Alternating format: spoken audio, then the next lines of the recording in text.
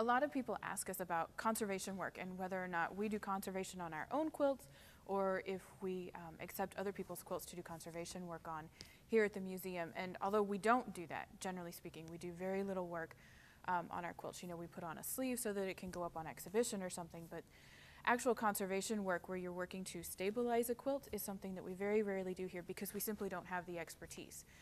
So one of the things that I have gotten to do recently is a little bit of conservation work on a quilt with a conservator who is coming in to help us with the backing on a quilt that we are hoping to be able to display one day.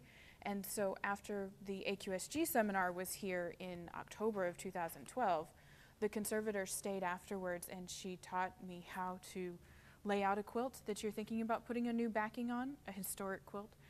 She also showed me how to stitch it so that you don't end up with bubbles in a quilt, because once you put a new backing on it, it doesn't necessarily lay flat.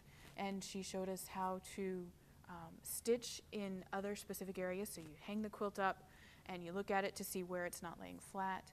And so you bring it back down again and learn how to stitch so that when other people see it in an exhibition, they're not going to even realize that this quilt has a backing on it that's not original unless we tell them, because the entire purpose, at least in an exhibition, is often for aesthetics.